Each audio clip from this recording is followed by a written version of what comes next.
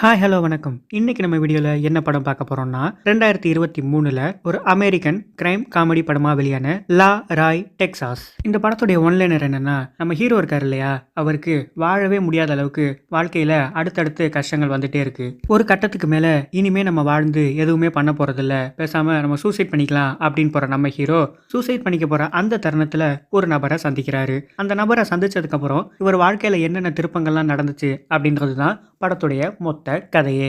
Welcome to கதை கேளு. இன்னும் நம்ம சேனலை சப்ஸ்கிரைப் பண்ணாம பார்த்துட்டு இருந்தீங்கன்னா மறக்காம சப்ஸ்கிரைப் பண்ணிடுங்க. வாங்க டீட்டெயில் எக்ஸ்பிளனேஷனுக்கு போகலாம். படத்தோட ஸ்டார்டிங் சீன்லயே ஹாரி அப்படின்ற ஒரு நபர் கார் டிரைவ் பண்ணிட்டு போயிட்டு இருக்காரு. அவரு சைட்ல ஒரு ட்ரக் பிரேக் டவுன் ஆகிருக்கத பார்க்குறாரு. அப்படியே கொஞ்சம் தூரம் முன்னாடி போக அங்கே ஒரு நபர் நம்ம ஹாரி கிட்ட லிஃப்ட் கேட்குறாரு. நம்ம ஹாரியும் சரி உள்ள வாங்க அப்படின்னு சொல்லி லிஃப்ட் கொடுக்குறாரு. நம்ம ஹாரி கேட்குறாரு, இந்த மாதிரி நைட்டில் தனியாக நடந்து போயிட்டு இருக்கீங்களே, இது அந்த அளவுக்கு சேஃப் இல்லையே அப்படின்னு கேட்க, அவர் திருப்பி நீங்கள் கூட தான் இந்த நைட்டில் தனியாக கார் ஓட்டிட்டு வரீங்க, அதுவும் யாருனே தெரியாது எனக்கு லிஃப்ட் கொடுக்குறீங்க, மேபி நான் ஒரு கொள்ளக்காரனாக இருந்தால் நீங்கள் என்ன பண்ணுவீங்க அப்படின்னு ஹாரி கிட்ட கேட்க, அதுக்கு ஹாரி நீங்களும் நான் அவ்வளோ நல்லவன் நினச்சிடாதீங்க, மேபி நானே உங்கள் காரை பிரேக் டவுன் பண்ணியிருக்கலாம், நானே உங்களுக்கு லிஃப்ட் கொடுத்துருக்கலாம், மேபி யாராவது காசு கொடுத்து உங்களை கொலை பண்ண சொல்லியிருக்கலாம் அப்படின்னு சொல்ல, அந்த லிஃப்ட் கேட்டார் தெரியுமா, அவருக்கு பயமாயிடுது. இங்கே பாருங்க, உடனடியாக காரை நிறுத்துங்க, நான் இறங்கி போகணும் அப்படின்னு சொல்லிட்டு அவர் போயிடுறாரு. அப்படியே கட் பண்ணி லா ராய் டெக்சாஸ் அப்படின்னு டைட்டில் போடுறாங்க. அடுத்த சீன்ல நம்ம ஹீரோவை காட்டுறாங்க. படத்துல நம்ம ஹீரோவோட பேரு ராய். அவரு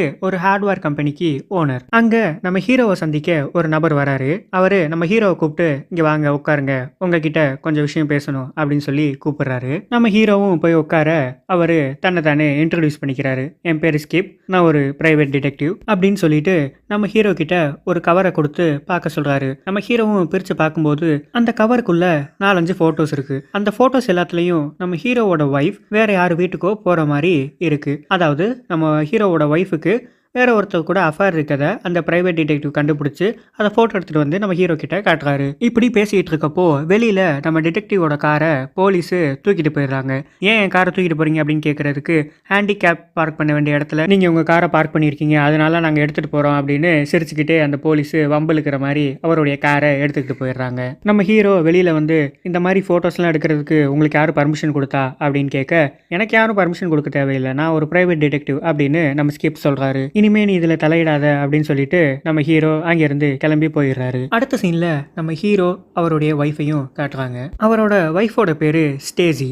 இவங்க 2 பேரும் ஒரு மேனேஜரை பார்க்கறதுக்காக போயிருக்காங்க. எதுக்காகன்னா, நம்ம ஹீரோவோட ஒய்ஃப் இருக்காங்க இல்லையா, அவங்களுக்கு ரொம்ப நாளாக ஒரு பியூட்டி சலூன் ஆரம்பிக்கணும் அப்படிங்கிறது ஒரு எய்ம். அந்த மேனேஜர் ஃபைல்ஸ் எல்லாம் பார்த்துட்டு, உங்களுக்கு சலூன் கடையில் இதுக்கு முன்னாடி ஏதாவது எக்ஸ்பீரியன்ஸ் இருக்கா அப்படின்னு கேட்குறாரு. எனக்கு சலூன் பிஸ்னஸில் பெருசாக எந்த எக்ஸ்பீரியன்ஸும் இல்லை, ஆனால் மற்றவங்களை அழகுபடுத்தி பார்க்குறது எனக்கு ரொம்ப பிடிக்கும். ஏன்னா 2008 நடந்த ஒரு அழகி போட்டியில் நான் தான் முதல் பரிசு வாங்கினேன். அதனால என்னால் மற்றவங்களை ஈஸியாக அழகுபடுத்திட முடியும். அது மட்டும் இல்லை, என்னோட ஹஸ்பண்டுக்கு 43 வருஷமா ஹார்ட்வேர் பிசினஸ்ல நல்ல எக்ஸ்பீரியன்ஸ் இருக்கு, அதனால நாங்க 2 பேரும் சேர்ந்து இதை நல்லபடியா நடத்திடுவோம் அப்படின்னு ஸ்டேஜி சொல்றாங்க. அது ஒன்றும் பிரச்சனை இல்லை மேடம், பட் இதெல்லாம் பண்றதுக்கு நிறைய காசு செலவாகுமே, உங்கள்கிட்ட காசு இருக்கா அப்படின்னு மேனேஜர் கேட்கிறாரு. காசை பத்தி நீங்க கவலைப்பட வேணாம், அதெல்லாம் என்னோட ஹஸ்பண்ட் பார்த்துப்பாரு அப்படின்னு ஸ்டேஜி சொல்றாங்க. ஆனா நம்ம ஹீரோ அந்த டிடெக்டிவ் போட்டோஸ் காமிச்சார் இல்லையா, அதை நினைச்சுக்கிட்டே ரொம்ப சோகமா உட்காந்துருக்காரு. அடுத்த சீன் அப்படியே கார்ல காமிக்கிறாங்க. நம்ம ஸ்டேஜி இருக்காங்க இல்லையா, அவங்க ஹஸ்பண்ட் கிட்ட நீங்க ஏன் எதுவுமே பேசல, நான் வந்து பியூட்டி சலூன் ஆரம்பிக்கிறதுல உங்களுக்கு இஷ்டம் இல்லையா அப்படின்னு கேட்க,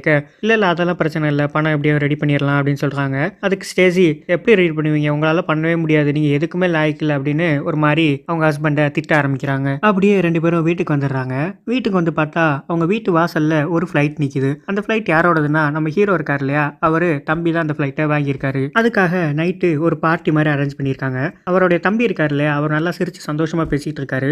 ஆனால் நம்ம ஹீரோ அதையே நினச்சிட்டு ரொம்ப சோகமாக உட்காந்துருக்காரு. பார்ட்டி முடிச்சுட்டு வீட்டுக்கு வந்த உடனே நம்ம ஹீரோ அவர் ஒய்ஃபை கூப்பிட்டு, இங்கே பாரு நான் கண்டிப்பாக பணத்தை ரெடி பண்ணிடுறேன் அப்படின்னு சொல்ல, உன்னாலலாம் பண்ண முடியாதுன்னு மறுபடியும் அவரை அசிங்கப்படுத்துகிற மாதிரி பேசிட்டு போயிடுறாங்க. நம்ம ஹீரோ சோகமாக இருக்காரு. அடுத்த நாள் நம்ம ஹீரோவோட ஹார்ட்வேர் கம்பெனியை காட்டுறாங்க. அங்கே ஒரு டிஸ்பிளே போர்டு மாதிரி இருக்கு. அதை நம்ம ஹீரோ ரெஜிஸ்டர் பக்கத்தில் வைக்க சொல்லியிருப்பாரு. ஆனால் அவருடைய தம்பி டோர் பக்கத்தில் வச்சாதான் நல்லா இருக்கும் அப்படின்னு சொல்லியிருப்பாரு. அங்கே வேலை பார்க்குற ஒரு பையன் நம்ம ஹீரோ சொன்னதை கேட்காம அவர் தம்பி சொன்ன இடத்துல தான் அந்த டிஸ்பிளேவை வச்சிருப்பாரு. நம்ம ஹீரோக்கு என்னடா நம்ம சொல்றதை யாருமே கேட்க மாட்டேங்கிறாங்க அப்படின்னு ஒரு எண்ணம் வந்துடும். அவர் நேராக அவர் தம்பி கிட்ட போய் போய் இங்க பாரு, நான் சொல்றத இங்க யாருமே கேட்க மாட்டாங்க. ஒண்ணு நல்லா புரிஞ்சுக்கோ, நான் இப்போ ஒரு அதிக பண தேவையில இருக்கேன் அப்படின்னு சொல்றாரு. எதுக்கு பண தேவை அப்படின்னு கேட்க, என் ஒய்ஃப் ஒரு சலூன் ஆரம்பிக்க போறா, அதுக்கு எனக்கு பணம் வேணும் அப்படின்னு சொல்றாரு. சொல்லிட்டு உன்கிட்ட ஏதாவது பணம் இருக்கா அப்படின்னு கேட்கிறாரு. நீயும் நானும் ஒரே கம்பெனில தான் இருக்கோம், என்கிட்ட மட்டும் எப்படி அவ்வளவு பணம் இருக்குன்னு கேட்க, அதே தான் எனக்கும் புரியல. என்னை விட பெரிய வீடு வச்சிருக்கேன், ஃபிளைட் வாங்குற, நம்ம 2 பேரும் ஒரே இடத்துல வேலை செய்றோம், நீ மட்டும் எப்படி இப்படிலாம் வளர்ந்துட்டே போறேன்னு எனக்கு புரியல அப்படின்னு நம்ம ஹீரோ சொல்றாரு. அதுக்கு அவர் தம்பி,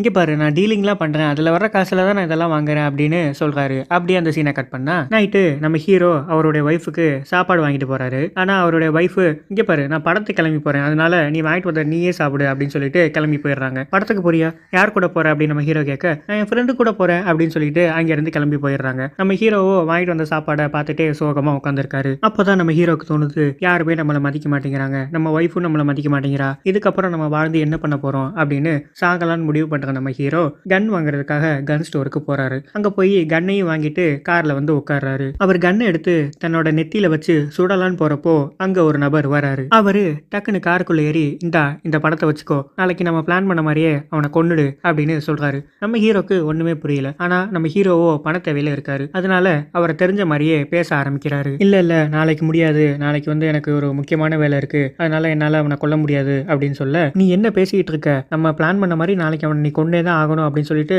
பணத்தை அந்த காருக்குள்ள வச்சுட்டு அவர் வேகமா இறங்கி போயிடுறாரு. அப்படியே பக்கத்துல பார்த்தா ஸ்டார்டிங் சீன்ல நம்ம ஹாரின்னு ஒருத்தருக்கு லிஃப்ட் கொடுத்திருப்பாரு தெரியுமா, அவரு அந்த இடத்துல இருப்பாரு. ஆக்சுவலா இவர்கிட்ட தான் பணத்தை கொடுக்க அந்த நபர் வந்திருப்பாரு, மாத்தி நம்ம ஹீரோ கிட்ட கொடுத்துட்டு போயிருப்பாரு. இதுல இருந்து நமக்கு என்ன தெரியுதுன்னா, ஹாரி தான் அந்த பெயிட் கில்லர். நம்ம ஹாரி ஒரு ரூம்குள்ள போயிட்டு, நீங்க சொன்ன நபர் இன்னும் என்கிட்ட வந்து பணத்தை தரல, அவன் எந்த நம்பர்ல இருந்து போன் பண்ணான்னு சொல்லுங்க அப்படின்னு சொன்ன உடனே அவரோட நம்பரை நம்ம ஹாரி கிட்ட கொடுக்குறாங்க. அடுத்த சீன்ல நம்ம ஹீரோக்கு ஒரு கவர்ல பணம் கொடுத்தாங்க இல்லையா, அந்த பண கவருக்குள்ளேயே யாரை கொலை பண்ணணும்ன்ற எல்லா டீடைல்ஸும் இருக்கு. அந்த டீடைல்ஸை வச்சு அந்த நபரை நம்ம ஹீரோ ஃபாலோ பண்ணிக்கிட்டே போறாரு. காலையில இருந்து நைட் வரைக்கும் ஃபாலோ பண்றாரு. அந்த நபர் நைட்டு ஒரு பாருக்குள்ள போறாரு. நம்ம ஹீரோவும் உள்ள போய் உட்காந்துருக்காரு. அதே இடத்துக்கு ஸ்டார்டிங் சீன்ல ஒரு பிரைவேட் டிடெக்டிவ் வந்தார் இல்லையா, ஸ்கிப் அப்படின்னு, அவரும் அங்க வராரு. அவரு நம்ம ஹீரோவை பார்த்துட்டு, ஏய் நீ என்ன பாருக்குலாம் வந்திருக்க, உன் பொண்டாட்டி கூட பிரேக்கப் பண்ணிட்டியா அப்படின்னு கேட்க, இல்ல இன்னும் நான் அதை பத்தி என் ஒய்ஃப் கிட்ட பேசவே இல்லை, உன்னதான் அன்னைக்கு இதில் தலையிடாதுன்னு சொன்னல, நீ எதுக்கு மறுபடியும் இதை வந்து பேசுற அப்படின்னு நம்ம ஹீரோ அந்த டிடெக்டிவ் கிட்ட கேட்கிறாரு. அதுக்கு டிடெக்டிவ் அன்னைக்கே சொன்ன மாதிரி, நான் ஒரு பிரைவேட் டிடெக்டிவ், எனக்கு இதுதான் வேலையே அப்படின்னு நம்ம ஹீரோ கிட்ட சொல்றாரு. அப்படியே கட் பண்ணா நம்ம ஹீரோ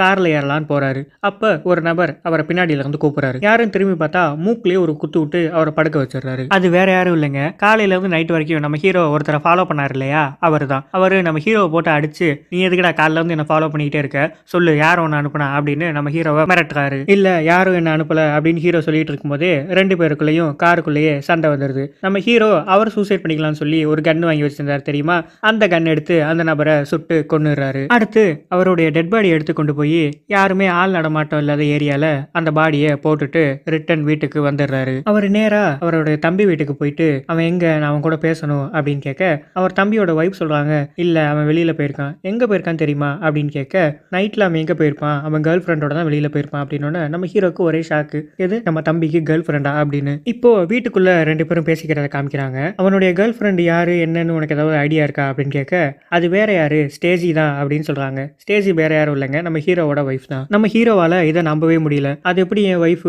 என் தம்பியோட சேர்ந்து எனக்கே துரோகம் பண்ணுவா, இல்ல அப்படி இருக்க வாய்ப்பே இல்லை அப்படின்னு அவர் தம்பியோட வைஃப், இவங்க வீட்டுல ஒரு முக்கியமான சாவி இருக்கும், அந்த சாவி இவர் தம்பி பாக்கெட்ல இருந்துச்சு அப்படின்னு சொல்லி எடுத்து மேல வைப்பா. அப்பதான் நம்ம ஹீரோ கொஞ்சம் கொஞ்சமா நம்ப ஆரம்பிப்பாரு. அப்படியே கட் பண்ணா அடுத்த சீன்ல நம்ம ஹாரி ஒரு பார்ல உட்கார்ந்துருக்கத காட்டுறாங்க. நம்ம ஹாரி கையில ஒரு வாக்கி டாக்கி மாதிரி இருக்கு, அதாவது போலீஸ் பேசுற எல்லாத்தையுமே இவரால கேட்க முடியும். அப்பதான் வாக்கி டாக்கில போலீஸ் இங்க ஒரு டெட் பாடி கிடக்கு அப்படின்னு சொல்லி பேசிட்டு இருக்காங்க. அதை நம்ம ஹாரி கேட்டுட்டு உடனே அந்த இடத்துக்கு கிளம்பி போறாரு. நம்ம ஹாரி அந்த இடத்துக்கு போய் போலீஸ் ஆபீசர் கிட்ட விசாரிக்க ஆரம்பிக்கிறாங்க. என்னாச்சு, அவர் எப்படி செத்தாரு அப்படின்னு கேட்க, சார் இது உங்களுக்கு தேவையில்லாத வேலை, போலீஸ் நாங்க பாத்துக்கிறோம், நீங்க கிளம்பலாம் அப்படின்னு சொல்றாங்க. அந்த போலீஸ் இந்த டெட் பாடி கிட்ட போய் பார்க்கும்போது நம்ம ஹீரோ கார்ல அவர் ஒய்ஃப் இன்னொரு வீட்டுக்கு போற மாதிரி போட்டோஸ்லாம் வச்சிருந்தாரு தெரியுமா, அதுல ஒரு போட்டோ அந்த டெட் பாடி கூடயே ஒட்டிக்கிட்டு வந்திருக்கும். அதை போலீஸ் ஆபீசர் எடுத்து பாக்குறாங்க. இது யாரு என்ன அப்படின்னு விசாரிக்க ஆரம்பிக்கிறாங்க. அப்படியே கட் பண்ணா அடுத்த சீன்ல நம்ம ஹீரோக்கு ஒரு நபர் வந்து பணம் கொடுத்தாரு இல்லையா, அவரு நம்ம ஹீரோவை தேடி அந்த ஹார்ட்வேர் கம்பெனிக்கே வந்துடுறாரு. வந்து நம்ம ஹீரோ சட்டையை பிடிச்சு, டேய் எங்கடா பணம், மரியாதையா சொல்லிரு அப்படின்னு கேட்க, நம்ம ஹீரோக்கு எந்த பணம்னு ஒண்ணுமே புரியல. இங்க பாரு, சும்மா நடிக்காத, நான் உனக்கு ஒரு நாள் டைம் தரேன், அதுக்குள்ள அந்த பணத்தை கொண்டு வந்து என்கிட்ட கொடுத்துரு அப்படின்னு அந்த நபர் நம்ம ஹீரோவை மிரட்டிட்டு அங்கிருந்து கிளம்பி போயிடுறாரு. நம்ம ஹீரோ வெளியில வந்து பார்க்கும்போது அந்த பிரைவேட் டிடெக்டிவ் அங்க நிக்கிறாரு. அவரு நம்ம ஹீரோ கிட்ட சொல்றாரு, இது மாதிரி நேத்து ஒரு நபரை ஒருத்தர் தலையிலேயே சுட்டு சுட்டு கொலை பண்ணியிருக்காரு அப்படின்னு. நம்ம ஹீரோ சுட்டார் இல்லையா, அவர் வேற யாரும் இல்லைங்க, அவர் வந்து ஒரு லாயர். நம்ம ஹீரோ சரி இதெல்லாம் எதுக்கு என்கிட்ட வந்து சொல்றீங்க அப்படின்னு கேட்க நம்ம டிடெக்டிவ் சொல்றாரு, கடைசியா நீ தான் அவரை ஃபாலோ பண்ணிட்டு போன, அதை நான் பார்த்தேன் அப்படின்னு சொல்றாரு. உடனே உள்ள உட்காந்து 2 பேரும் பேச ஆரம்பிக்கிறாங்க. நம்ம ஹீரோ எல்லாத்தையுமே நம்ம டிடெக்டிவ் கிட்ட எக்ஸ்பிளைன் பண்றாரு. இங்க பாருங்க, நான் எதையுமே வேணும்னே பண்ணல, ஏதோ தெரியாம நடந்துருச்சு அப்படின்னு சொல்ல நம்ம டிடெக்டிவ் ஓகே ஒன்றும் பிரச்சனை இல்லை, நான் உங்களுக்கு ஹெல்ப் பண்றேன் அப்படின்னு சொல்றாரு. அப்படியே கட் பண்ணா அடுத்த சீன்ல நம்ம ஹாரி அவருக்கு ஒருத்தன் பணம் கொடுக்கணும் இல்லையா, அந்த பணத்தை தான் மாத்தி அவன் நம்ம ஹீரோ கிட்ட கொடுத்துட்டு போயிடுவான். அந்த நபரை தேடி நம்ம ஹாரி ஒரு பாருக்குள்ள போறாரு. பாருக்குள்ள போய் விசாரிச்சு அவனோட அட்ரஸையும் தேடி கண்டுபிடிச்சிடுறாரு. அப்படியே இன்னொரு பக்கம் நம்ம ஹீரோவும் டிடெக்டிவும் நீ கொலை பண்ணிய லாயரு, அவரை பத்தி நம்ம இன்னும் நிறைய தெரிஞ்சுக்கலாம் அப்படின்னு சொல்லி நம்ம லாயரோட ஆபீஸ்க்கு போறாங்க. அங்க அவருடைய செக்ரட்டரி தான் இருக்காங்க. அவரை போய் மீட் பண்ணி நம்ம லாயருக்கு, அதாவது நம்ம லாயரோடைய பேரு ஜேம்ஸ், அவருக்கு கொலை பண்ற அளவுக்கு யாராவது எதிரிங்க இருக்காங்களா அப்படின்னு நம்ம செக்ரட்டரி கிட்ட கேக்குறாங்க. அவரு இல்ல எனக்கு எதுவும் தெரியாது அப்படின்னு சொல்றாரு. நம்ம பிரைவேட் டிடெக்டிவ்க்கு அவர் ஏதோ பொய் சொல்ற மாதிரி தெரிஞ்சிருக்கு. அதனால அவரை பாத்ரூம்ல போட்டு அடின்னு அடிச்சு இங்க பாரு உனக்கு ஏதோ ஒண்ணு தெரியுது, மரியாதையை உண்மையை சொல்லிடு அப்படின்னு சொன்ன உடனே நம்ம செக்ரட்டரியும் ஆடம்னு ஒருத்தர் இவரை பிளாக்மெயில் பண்ணுவாரு அப்படின்னு சொல்றாரு. யார் அந்த ஆடம் அப்படின்னு விசாரிக்க கிளம்பி போறாங்க ஹீரோவும் நம்ம டிடெக்டிவும். அப்ப நம்ம ஹீரோக்கு ஒரு கால் வருது போலீஸ் ஸ்டேஷன்ல இருந்து. உடனடியா போலீஸ் ஸ்டேஷன் வாங்க, உங்களை இன்வெஸ்டிகேட் பண்ணணும் அப்படின்னு சொல்லி கூப்பிடுறாங்க. போலீஸ் இன்வெஸ்டிகேஷனை ஸ்டார்ட் பண்றாங்க. உங்களுக்கு ஒரு விஷயம் தெரியுமா, காலையில ஜேம்ஸ்னு ஒரு லாயரை யாரோ தலையிலேயே சுட்டு கொண்டிருக்காங்க, அதை பத்தி உங்களுக்கு ஏதாவது தெரியுமா அப்படின்னு கேட்க நம்ம ஹீரோ தெரியாது அப்படின்னு சொல்லிடுறாரு. சரி ஓகே, உங்க ஒய்ஃபுக்கும் அந்த லாயருக்கு ஏதாவது சம்பந்தம் இருக்கா அப்படின்னு கேட்க இல்ல கண்டிப்பா இருக்க வாய்ப்பே இல்லை அப்படின்னு நம்ம ஹீரோ சொல்றாரு. அது எப்படி கண்டிப்பா இருக்காது நீங்க சொல்றீங்க அப்படின்னு போலீஸ் கேட்க எனக்கும் அவருக்குமே சம்பந்தம் இல்லைன்றப்போ என் ஒய்ஃபுக்கும் அவருக்கு மட்டும் எப்படி சம்பந்தம் இருக்க முடியும் அப்படின்னு சொல்றாரு. அப்போ ஓகே, உங்க ஒய்ஃபோட போட்டோ அந்த டெட் பாடியில இருந்துச்சு, இதுக்கு நீங்க என்ன பதில் சொல்றீங்க அப்படின்னு கேட்க அப்பதான் நம்ம ஹீரோக்கு புரியுது, ஆஹா இந்த போட்டோவை நம்ம அங்கேயே விட்டுட்டு வந்துட்டோம் போல அப்படின்னு. இல்ல எனக்கு எதுவுமே தெரியாது அப்படின்னு சொல்லி சமாளிச்சு நம்ம ஹீரோ அவரோட ஒய்ஃபை கூட்டிட்டு அங்கேருந்து கிளம்பி வந்துடுறாரு. நம்ம ஹீரோ அவரோட ஒய்ஃப் டிடெக்டிவ் 3 பேரும் கார்ல வந்து ஒய்ஃபை ட்ராப் பண்ணிட்டு இப்போ நம்ம டிடெக்டிவ் ஹீரோ கிட்ட சொல்றாரு, சூப்பர் நீ இந்த கேஸ்ல இருந்து எஸ்கேப் ஆயிட்ட, இனிமே போலீஸ் ஒன்னும் சஸ்பெக்ட் பண்ண மாட்டாங்க, உன் ஒய்ஃபை தான் சஸ்பெக்ட் பண்ணுவாங்க, ஸோ நீ தப்பிச்சிட்ட ஜாலியாயிரு அப்படின்னு சொல்ல இல்லை அது என் பொண்டாட்டியில அவளை எப்படி நான் போலீஸ் கிட்ட சிக்க வைப்பேன், அதெல்லாம் இல்லை நான் எப்படியாவது அவளை காப்பாத்திடுவேன் அப்படின்னு சொல்ல நீ என்ன மாடையை நான் உனக்கு துரோகம் செஞ்சவளை நீ காப்பாற்றணும்னு சொல்ற அப்படின்னு கேட்க அதெல்லாம் எனக்கு தெரியாது, நான் எப்படியுமே அவளை காப்பாத்திடுவேன் அப்படின்னு நம்ம ஹீரோ சொல்றாரு. அப்படியே கட் பண்ணா அடுத்த சீன்ல நம்ம ஹாரி பார்ல ஒருத்தனுடைய அட்ரஸ் வாங்கினார் இல்லையா, அந்த வீட்டுக்கே தேடி போயிடுறாரு. அந்த அட்ரஸ் வேற யாரோட அட்ரஸுமே இல்ல, இவருக்கு பணம் கொடுக்கறதா சொல்லி ஹீரோக்கு மாத்தி கொடுத்துப்பான் தெரியுமா, அவனுடைய அட்ரஸ் தான். அங்க போய் அவனோட லவ்வரை சேர்ல கட்டி போட்டு அவனையும் வந்து உட்கார சொல்றாரு. இங்க பாரு நீ தான் என்ன கூப்பிட்ட, ஆனா நான் கொள்றதுக்கு முன்னாடியே வேற யாரோ அவனை கொண்டுட்டான், நீயும் எனக்கு பணம் தரல, இப்போ எனக்கு அதெல்லாம் பிரச்சனை இல்லை, எனக்கு தேவை பணம், அதை எடுத்து வை அப்படின்னு கேட்கிறாரு. அப்படியே கட் பண்ணா நம்ம ஹீரோ ஆடமை போய் மீட் பண்றாரு. ஆடம் இங்க பாருங்க உங்களுக்கும் ஜேம்ஸுக்கும் என்ன சம்பந்தம், எதுக்காக நீங்க அவரை பிளாக்மெயில் பண்ணீங்க அப்படின்னு கேட்க இங்க பாரு இதை பத்திலாம் பேச எனக்கு விருப்பம் இல்லை, மரியாதையே கடை விட்டு வெளியில போ அப்படின்னு சொல்லி அனுப்பிச்சிடுறாரு நம்ம ஹீரோவை. அப்படியே கட் பண்ணா இப்போ நம்ம ஹீரோவோட ஒய்ஃப் அவரோட தம்பி வீட்டுக்கு போறாங்க. போய் நடந்த எல்லாத்தையும் சொல்றாங்க. இங்க பாரு போலீஸ் என்ன இன்வெஸ்டிகேட் பண்றாங்க, அதுவும் என்ன சொல்லி கேட்கறாங்க தெரியுமா, நான் உன் வீட்டுக்கு வர்றதை யாரோ மறைஞ்சிருந்து போட்டோ எடுத்து அதை அந்த டெட் பாடி மேல போட்டிருக்காங்க, இதை வச்சு போலீஸ் என்ன இன்வெஸ்டிகேட் பண்ணிட்டு இருக்காங்க அப்படின்னு சொல்ல எது நீ ஏன் கூட வர்றத போட்டோ எடுத்து வச்சிருக்காங்களா, அப்போ போலீஸ் என்ன இன்வெஸ்டிகேட் பண்ணுமா அப்படின்னு கேட்கறான். ஏன்டா நான் ஆல்ரெடி போலீஸ்ல மாட்டிட்டு இருக்கேன்னு சொல்றேன், உனக்கு உன்னை பத்தி தான் கவலையா இருக்கா அப்படின்னு நம்ம ஹீரோவோட ஒய்ஃப் கேட்குறாங்க. அப்படியே கட் பண்ணா நம்ம ஹீரோவையும் ஆடமையும் காட்டுறாங்க. நம்ம ஹீரோ ஆடம் கிட்ட இங்க பாருங்க தயவு செஞ்சு உங்களுக்கு தெரிஞ்ச உண்மையெல்லாம் சொல்லிடுங்க, அப்பதான் என் ஒய்ஃப் இந்த கேஸ்ல இருந்து நான் வெளியில கொண்டு வர முடியும் அப்படின்னு கேட்கிறாரு. சரி நான் சொல்றேன் அப்படின்னு ஆடம் சொல்ல ஆரம்பிக்கிறாரு. எனக்கும் ஒரு பொண்ணுக்கும் அஃபேர் இருந்துச்சு, அந்த பொண்ணு என்ன பிளாக்மெயில் பண்ண ஆரம்பிச்சா, இது மாதிரி நமக்குள்ள அஃபேர் இருக்கத உன் ஒய்ஃப் கிட்ட சொல்லிடுவேன், அதனால நீ எனக்கு $250,000 கொடுத்தீனா நான் இதை பத்தி யாருக்கிட்டையும் எதுவும் சொல்ல மாட்டேன் அப்படின்னு அந்த பொண்ணு சொல்லிடுறா. நம்ம ஆடம் இந்த விஷயத்த அவர் ஒய்ஃப் கிட்ட சொல்லிடுறாரு. ஒய்ஃப் கிட்ட சொல்லி பணத்தையும் வாங்கிறாரு. அப்பதான் நம்ம டிடெக்டிவ் கேட்கிறாரு, யோ நீ அந்த பொண்ணு கூட அஃபேர்ல இருந்தது உன் ஒய்ஃபுக்கு ஆல்ரெடி தெரியுமா, தெரிஞ்சிச்சுன்னா நீ ஏன் அந்த பொண்ணுக்கு பணம் கொடுக்குற, உன் ஒய்ஃப் தான் உன்னை எதுவுமே சொல்லலையே அப்படின்னு நம்ம டிடெக்டிவ் கேட்க இல்லை என் ஒய்ஃபுக்கு தெரிஞ்சா பிரச்சனை இல்லை, சொசைட்டியில் எனக்குன்னு ஒரு நல்ல நேம் இருக்கு, அவள் ஊர் ஃபுல்லாக இதை நான் சொல்லிடுவேன் அப்படின்னு சொல்லி என்ன மிரட்டினா, அதான் சொசைட்டியில் என் நேம் கெட்டு போயிடுன்னு சொல்லி நான் அவளுக்கு பணம் கொடுக்கலான்னு முடிவு பண்ணேன் அப்படின்னு ஆடம் சொல்கிறாரு. சரி நீங்கள் அஃபேரில் இருந்தீங்களே அந்த பொண்ணோட டீட்டெயில்ஸ் கொடுங்க அப்படின்னு கேட்க ஆடம் அவளுடைய பேர் ஆன்ஜி அப்படின்னு சொல்கிறாரு.